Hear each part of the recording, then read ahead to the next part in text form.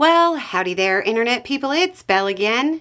So today, we're going to talk a little about Trump's cabinet picks, 3 spots, and foreign policy.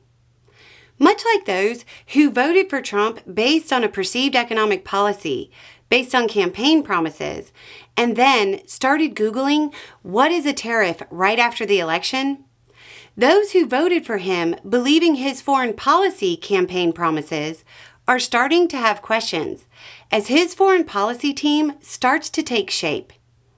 Contrary to the image he cultivated during the campaign, casting himself as an international dove, his presumed and announced picks are hawkish hardliners on most of the issues that dominated the coverage.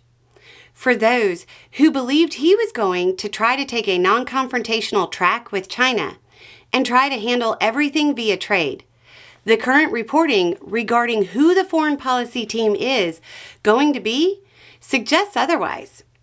Marco Rubio is reportedly the favorite for Secretary of State.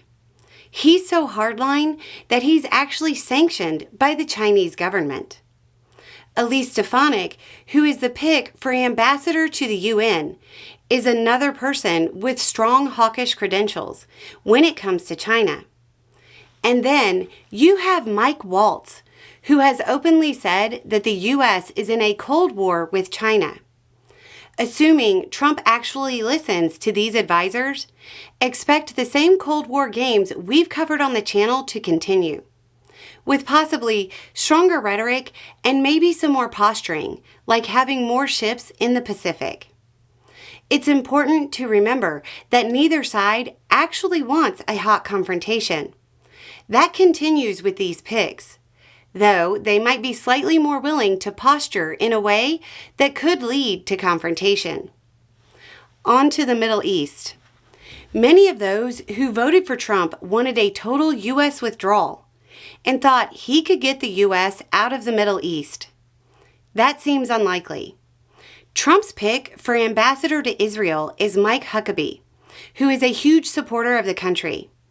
If Huckabee is confined to dealing just with Israel, his enthusiastic support of the country won't be an issue to his job. However, Trump likes to have people exceed their roles at times.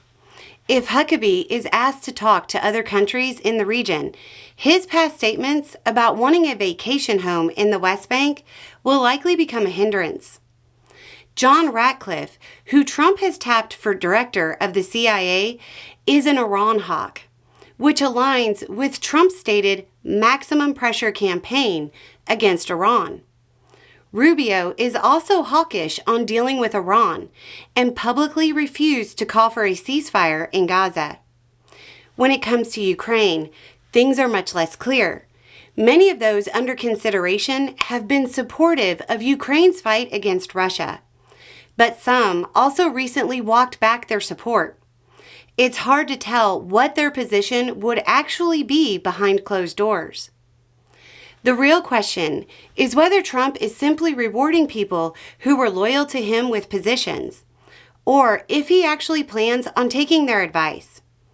If he takes their advice, you're going to see more hawkish and confrontational foreign policy than under Biden, but not incredibly erratic, at least on these issues.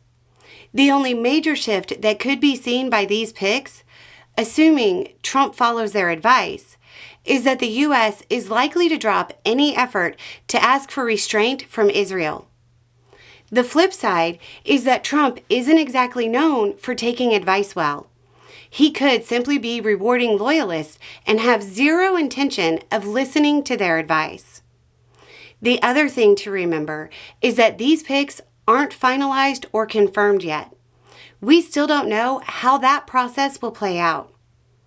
Anyway, it's just a thought. Y'all have a good day.